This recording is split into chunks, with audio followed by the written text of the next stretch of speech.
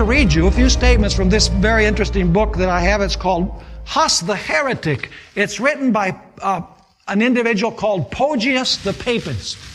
In fact, this is the man who was sent to arrest John Huss.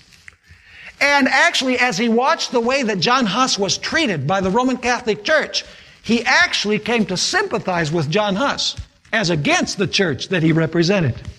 Let me read about the conditions that John Huss was in because of the convictions of his conscience during the Middle Ages. This is on page 19 of this book. After a short while, Huss was let out of his dungeon into a decent chamber, but his feet almost refused to carry him. He swayed as he walked. Listless and unused to the day was the light of his eyes, deathly pale his cheeks, and loose what was left of his teeth, since 11 had fallen out due to the damp prison. The nails on his fingers were terribly long because he had been unable to bite them off for many weeks. Upon his skin was a crust of dirt which exuded an awful stench, and his otherwise brown hair fell in white ringlets upon his rotting and torn garb. This is an individual who belongs to the Roman Catholic papacy describing this.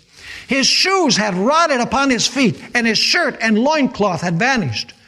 The rounded flesh which had covered his bones had shrunken and shriveled, and he had become a picture of woe without equal, unrecognizable to those who had known him before. Horror filled those who looked upon him, and pitying people prepared a bath for him, brought shirts and clothing, and refreshed him with strengthening foods, for which he could only thank with tearful eyes. On page 28, we find this statement: with the clock striking 8 and the bells telling, the procession of bishops, cardinals, and fathers. See, they're taking him to his trial now, to his religious trial. Notice who he's appearing before. The procession of bishops, cardinals, and fathers, and deputies moved toward the church, where a chair had been placed for Huss, about which the seats of the gentlemen were arranged.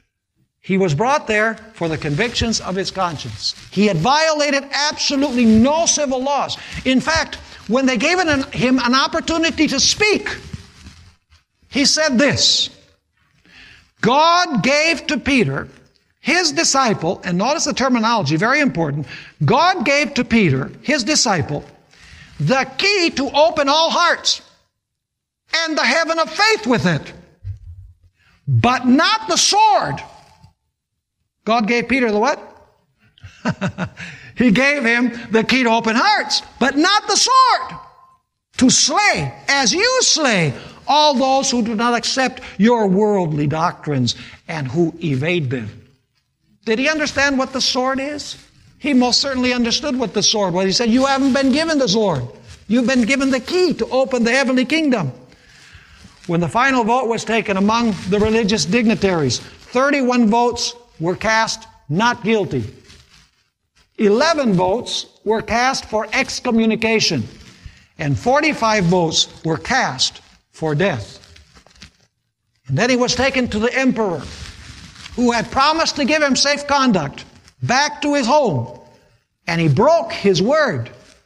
And in fact, there was a count there, Count Slum, who told the emperor, and I'd like to read the words that he spoke to the emperor as he was about to sign the death warrant for Huss. This is what he said: Caesar. Notice he calls him Caesar. Caesar, desist from such doings. Caesar, Caesar, do not write your name with blood. But Poggius continues saying, but the emperor's ears were deaf and were further closed by the cardinals, bishops, and priests who crowded about him, kissed the hem of his garments, and praised his name when he seized the quill and wrote his name. And Huss was taken, and he was burnt at the stake.